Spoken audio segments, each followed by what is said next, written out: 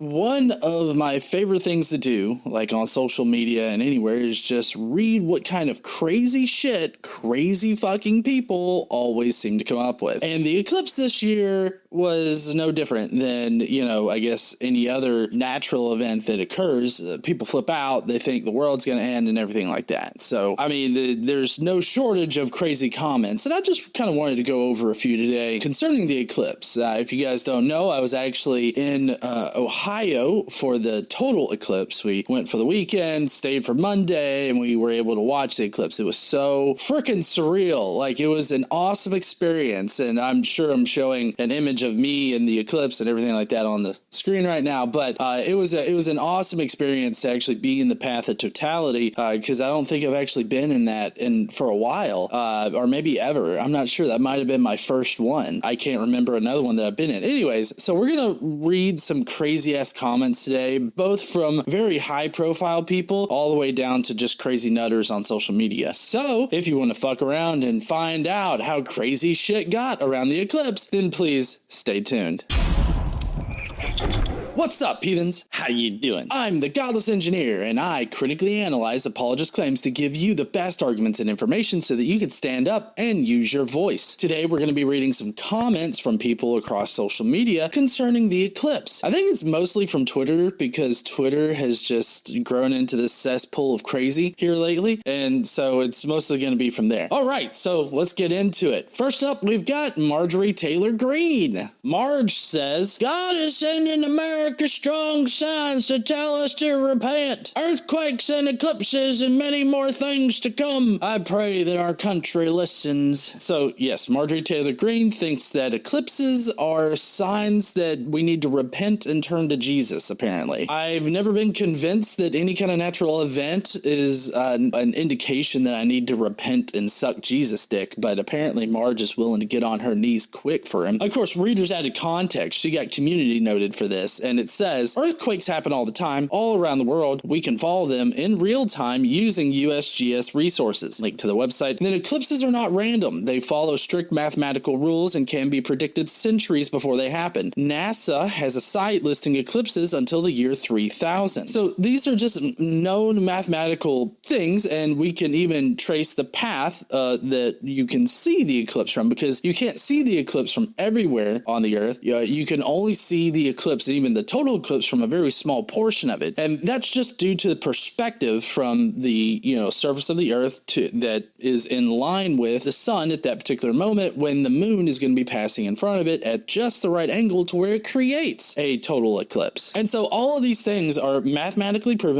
And as noted here, you can actually predict them in the future because of how nature operates. This is just another proof for uniformitarianism. Nature is going to operate just like it did in the past, as it is currently doing right now, and as it will in the future. So unless something fundamentally changes about physics, we can predict eclipses until there's no more moon, there's no more Earth, there's no more us, I guess. And it's definitely not a reason for us to repent. Also, I'd like to note how she's asking us to repent to somebody who once not only killed the entire population of the world except for one people and then forced them to fuck each other into repopulating the world, but also somebody that commanded multiple genocides. I don't know why anybody would feel the need to repent to that motherfucker. I would hope they would hold up one hand in the air in a fist and yell Wolverines against that motherfucker. Next, we got this pure genius over there on Twitter, who's, of course, verified or blue-checked. It's not verified anymore. It's just blue-checked because he's paying for Twitter. This guy says, apparently he's a flat earther, because that's in the profile. He says, Fact 1, eclipses were accurately predicted long before your fantasy-spinning ball Earth was ever imagined. So, while true that we've been able to predict solar eclipses for the longest time prior to a heliocentric universe model, but that's because of the regular orbit that the moon goes through around the Earth. And because of how close the moon is to the Earth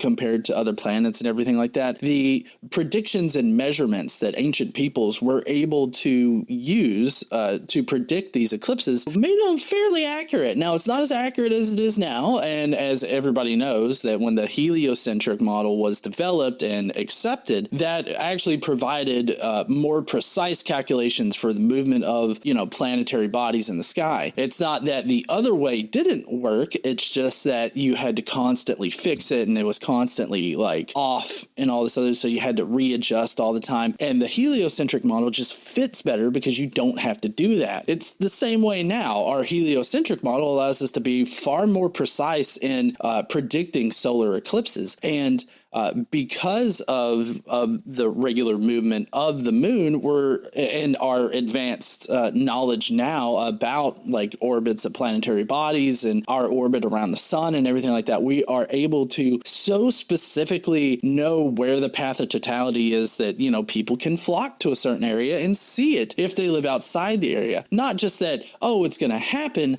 but we know specifically what part of the earth it's going to pass over. Mayans or Babylonians, they didn't have that exact of measurements. They just knew that it would occur, and that's about it. So we are more precise now. It does have something to do with the heliocentric model and it being a better indication that we do live on a sphere and we live in a heliocentric solar system. So it's not geocentric. Not exactly sure what this guy's point is, but we're about to find out. Fact 2. There have been 24 solar eclipses since the ISS has been in orbit, and they haven't recorded a single one. Now, why do you think that may be? Well, probably because of the position of the ISS compared to where the solar eclipse was occurring. We actually do have a picture from the ISS of the eclipse on the face of the Earth, but because of the position of the ISS wasn't able to observe the total solar eclipse or any eclipse at all, but it's because of its position. And so because of the ISS's position and its orbit around the Earth, it hasn't been able to capture a solar eclipse in the same way that you would capture it from like the face of the Earth. Or even better, because, you know, they're obviously in space, they don't have atmosphere to look through and all this other stuff, and, you know, they would probably have better access to like solar lenses and even better solar lenses than us. It still just depends on position. And this is the simplest explanation that, like, if I had to explain it to a 5-year-old, I would be like, well, they weren't positioned correctly. And the 5-year-old would accept that. This dipshit won't. Isaiah Bradley says, I don't think it's the moon blocking the sun's light. Well, then what is it, Bradley? Is it the fucking Death Star? Like, what do you think is up there? I like how these people, meaning flat earthers or conspiracy theorists, they think that, oh, it's ridiculous to think that the moon is a spherical object up there orbiting around a spherical Earth. That's ridiculous. Phantom planetary bodies that block out the sun as opposed to the moon being the one that blocks out the sun. That's more reasonable and logical. Let's just totally fucking invent a brand new planetary body that blocks out the sun. Or wait, could that be God's nutsack? Like that happened in Mexico. I can't show it on here because that would be porn, but you know, there was a Mexican news channel that got fooled by a shot of the eclipse, and it was some dude that dunked his balls in front of a flashlight. Do you think that's what God did there, Bradley? Was God dunking his ball sack in front of the sun? Matthew says, that was pretty cool to say. It was almost as dark as nighttime for a couple of minutes, and I can confirm the moon's never made an appearance anywhere in the sky today before, during, or after totality. Well, this is because of how bright the sun is. As soon as even a little bit of the sun shows through, it totally blocks out the moon, because the moon is, you know, pretty close to the sun, and so we can't focus our eyes in order to see it. When you put on the eclipse glasses, it blocks out most of the light, and so you can only see the bare sun, I guess you could say. And so that's going to block out any minor bits of light that you can see bounce off of the moon to indicate that it's there after it moves out of the way of the sun. I mean, the sun's just too bright to actually see anything, but luckily there are people that have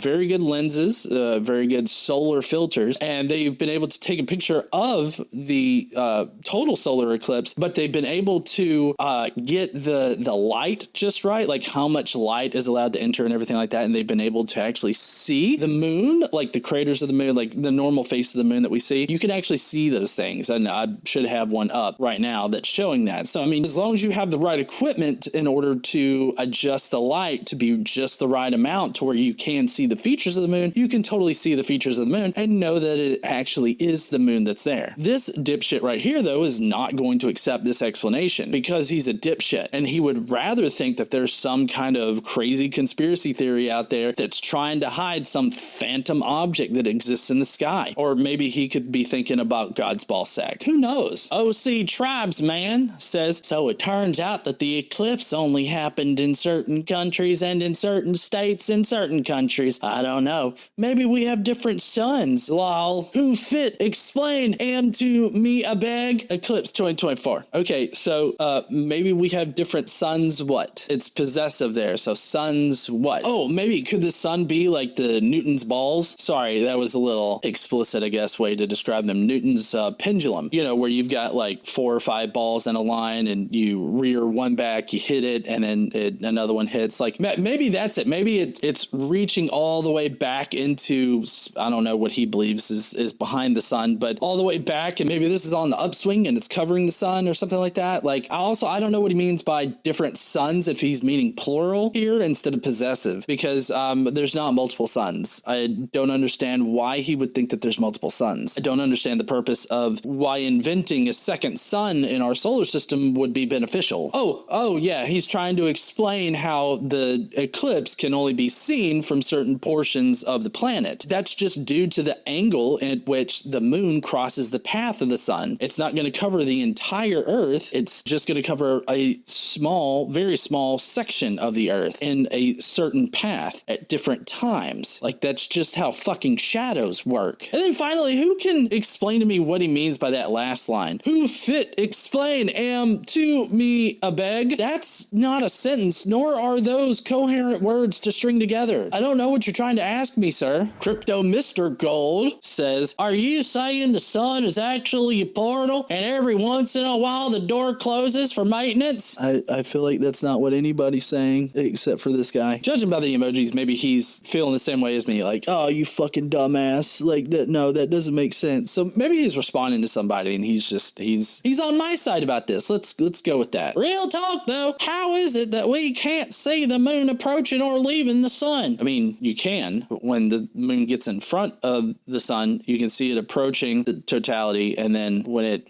moves away from the sun, you see it leaving. Oh, you're talking about, like, why can't we see the moon, like the actual moon lit up and everything like that in front of the sun? Probably because that's how fucking light works. Like, I mean, this is like asking to see the other side of a texture on a video game. Like, this is just not how perspective works or light works or anything works. We shouldn't expect to see the moon. Granted, if you could get one of those solar filters and get the light just right, you can obviously see the moon when it's directly in front of the sun. So I mean, you can capture that, and we have pictures of that. I'm not exactly sure what your point is here, because I mean, you can see the moon approach and then leave when it departs. So you can see that. Please, everyone that's coming, I don't want to hear about because the sun is bright. But that's the explanation. Like, how bright the sun is, you're not gonna, like, it overwhelms anything that's directly around it. And with the moon being positioned directly around it, and also the moon is not being lit up, at least from our perspective, by the sun, why should we expect to see it? It's a lot like expecting, like, you're in a dark room and somebody shines a bright light in your direction, right? Why can't you see, like, the objects that are directly beside the light? Why can't you see, like, if you had a basketball that's directly next to the light, why wouldn't you be able to see it? Because the light is so bright, it drowns out any other light that would be reflecting off of the ball, but also the light is not shining on the ball from your perspective. Ban notice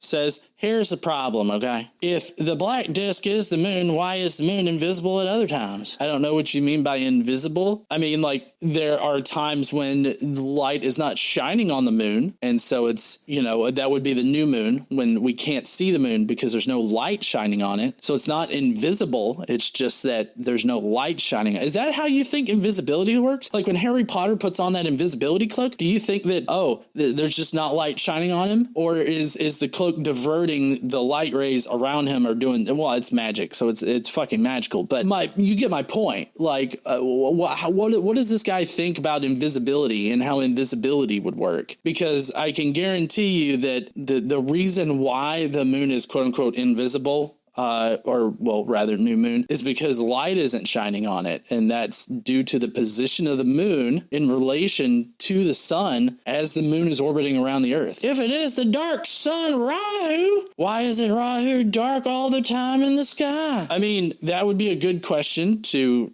debunk the conspiracy theorists who claim that there's a dark moon called Rahu, which Rahu is a mythological creature that was used to explain eclipses and whatnot to ancient peoples. So I agree that this is a good question to ask people if you're looking to have some kind of like intelligible conversation with a conspiracy theorist. But I feel like the first question there kind of elucidates that you're trying to, like, I guess sort of straddle a middle ground. Like you're like, hey guys, listen, okay, I got questions for you and I got questions for you. Of course, we're going to answer the first question with like real scientific information, whereas somebody with Rahu's just going to stand there with a tinfoil hat and be like, oh, well, that's because the government don't want you to know about it, and so they hide it because they got a big old spaceship up there that reflects the light and camouflages it, but they can't do that when it's eclipsing the sun. Next is Justin over there on Facebook, who sent a message to somebody saying, I'll say it again. The eclipse was a sign from God that the rapture will be soon and that judgment is coming unexpectedly to those who are not watching or ready for the Lord. Not watching or ready for the Lord? You mean like going face down, ass up? His favorite position? Also, the eclipse is not a sign from God. Eclipses have been happening ever since the moon has been in orbit around the Earth. And of course, humans had only been around for like 250, maybe 300,000 years, like going all the way back with hominids. This is not like, this is no more a sign from God than any other time that an eclipse happens, which I believe is like every 18 months or so. So, I mean, this is nothing special. It's just, it happened to, the path of totality just so happened to go across North America. And that's pretty much it. Also, I want to point out how a lot of Christians seem to really pine for death. And I know that they're not directly saying that here, but the rapture, God's judgment, all of that, they first have to die in order for them to reap the benefits of what they think is the afterlife. So what it comes down to is they end up pining for death all the time. And I don't understand that. Like, even when I was a Christian, I didn't pine for death. I guess I felt secure when I died, but there was never a point where I was like, oh, I want to die faster to get to heaven or something like that. It's a little complicated for my own personal childhood, that particular conversation, but I'm speaking in a very specific context of like pining for death so that I could go to heaven. Like, that was never a thought that crossed my mind. I pined for death for other reasons. WR Shock QBD, which, by the way, we looked it up, both KC and the QBD is not any kind of title or qualification or anything like that. This is something this guy just fucking made up. Since the moon was nowhere near the sun, I would think not. Understand, this is a holographic simulation ran by ancient, deteriorating, spastic mechanical architecture known as the Beyond the Looking Glass reality, and has never been real. Okay, the moon was very near as far as in the sky. Like, from our perspective in the sky, the moon was near the sun. In fact, it covered it up. And like I've shown in this video, we have pictures showing that the moon was actually in front of the sun. Of course, they'd probably say it's CGI or AI or something like that, but you know, they're dipshits. And then ancient holographic simulation, deteriorating spastic mechanical architecture known as the Beyond the Looking Glass reality. What the fuck is this? I mean, it always just baffles me when these people act like ancient peoples had like advanced technology, like on the order that's so beyond ours that they're able to launch this like spastic or mechanical architecture in orbit around the Earth that can basically simulate an eclipse and fool us for some reason. Like, I don't understand why these ancient peoples would need that to happen. I guess maybe to control people. Even so, we've been able to send people up in orbit around the Earth, and we haven't found any kind of deteriorating spastic mechanical architecture that would simulate an eclipse. In fact, all of the evidence shows that this is not a simulation. This is something that's actually happening in real life. It just seems like this guy's making up total whack job ideas and then presents himself as some kind of expert on this. Somebody that's just, you know, not gonna look shit up could see the QBD and think think, oh man, I've never seen that before. That must be important or something. That must be woo. But this guy's just literally making shit up off the top of his head. And the whole idea about holographic projections and all this other kind of shit, whether it's ancient peoples or now, it's always ridiculous to me because it's like, we can't do holographic projections. And I'm not exactly sure how that would actually operate, like practically in reality. So I don't understand. This sounds a lot like Project Bluebeam, which was a failed Star Trek movie script. And so it kind of seems like this is like he's sort of tweaked it a little bit and has presented this even crazier version of Project Bluebeam. Way to go. Of course, I really hope that y'all aren't too disappointed about missing the Rapture or the end times or Judgment Day or anything like that. That's going to be it for this particular video on Eclipse comments. But if you guys are interested in hearing more of these Eclipse comments, which I have enough to do a totally other video covering some more crazy comments, if you would like to see that, please let me know down below. But what did you think about these crazy comments about the eclipse? Did you find crazier ones? What were some of the craziest ideas you heard about the eclipse? Let me know down below in the comments section. And while you're down there, why don't you smash that like button and subscribe if you like this kind of content. Don't forget to stand up and use your voice. Bye, heathens.